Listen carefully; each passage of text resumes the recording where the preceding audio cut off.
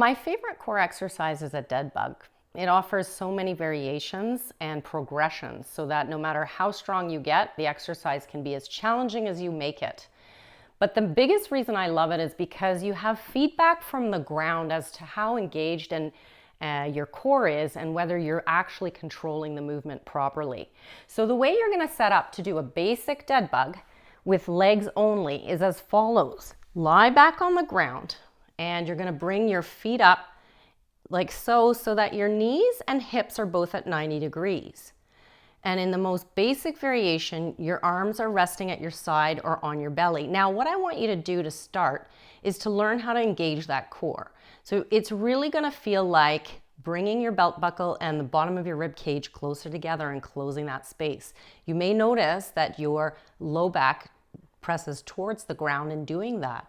And sometimes it's useful to keep your hands underneath your low back to remind you of whether or not you're in fact keeping your low back and your pelvis absolutely fixed in space the whole time you're working. This is really important. Oftentimes I see people rush through this exercise, but in fact there are small movements happening at the low back and pelvis. So if you're not sure, a good thing to do is place your hands under the low back at the bottom, just where your hips are, or the top of your pelvis, I should say.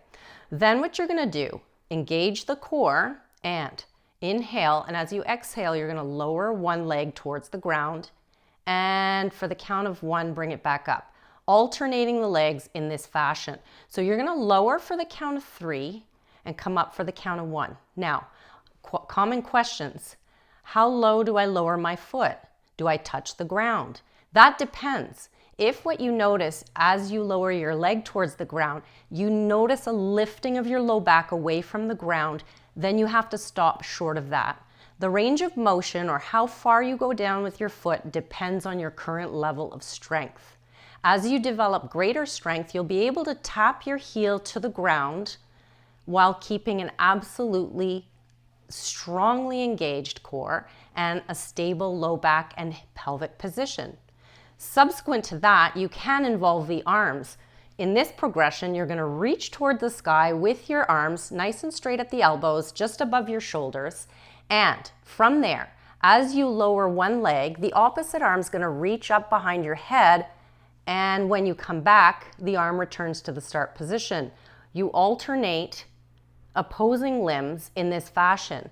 The effect of this is to put additional extension load on the spine that you are forced to control through contraction of your abdominal muscles. See how you like that, and work on your repetitions. So I count reps as being however many you can complete on one side. So if it's 6 reps, it's 12 in total, 6 per side. But you're always alternating arms and legs, or legs only.